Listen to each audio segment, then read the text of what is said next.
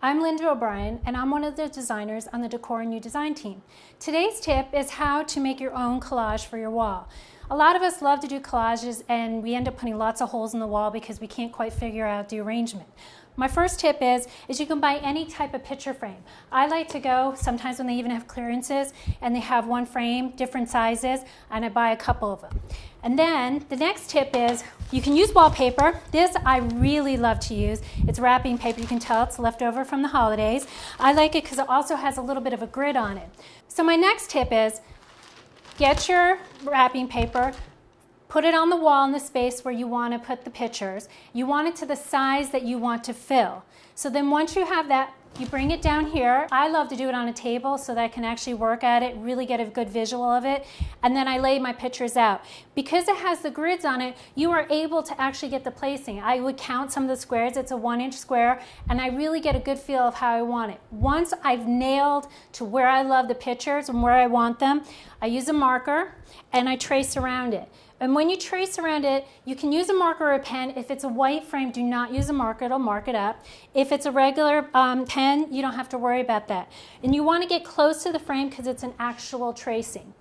Once you've done that and you have all your pictures traced out, I also like to use my phone camera. Take a picture so that you remember which pictures go where, or you can actually write that underneath.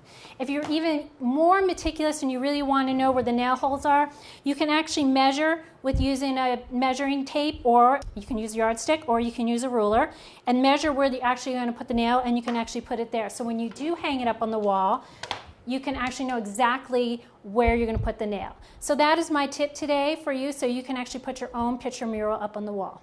Now let's go over to Waters Edge WInery in Centennial. Hi, I'm Jennifer Hewlin. I'm the owner of Waters Edge WInery. My husband and I are co-owners actually. He is my head winemaker, and we are here in our production facility here in Centennial. In our craft winery in the middle of suburbia, we bring cool to the suburbs. So what we're going to talk about today is a little bit about our wines. As you can see, we've got our 50-gallon tanks.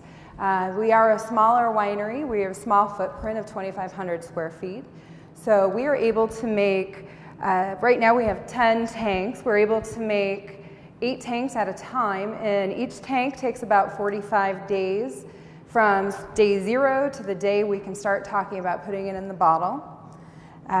Because of that, it's a quicker turnaround time. We're able to make over 30 different kinds of wines right here in our winery that we serve.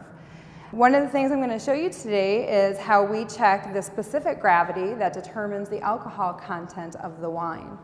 So once the wine has been put in the tank and it's gone through the fermentation process, you've got to check the alcohol content, of course, because we all like to know how much alcohol am I drinking really. So one of the ways we do that is with our beaker. We come down to the spigot and we're able to draw off a beaker full of wine.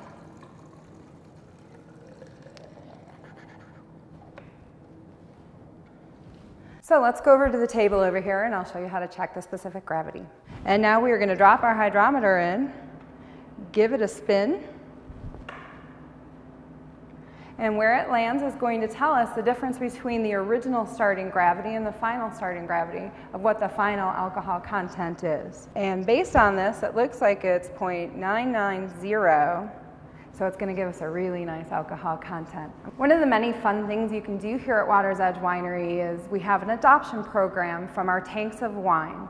We allow you to adopt 5 gallons off of each of our tanks. So you come in, for instance, and try our Don Vino and you say, oh, this is awesome, I really love this wine.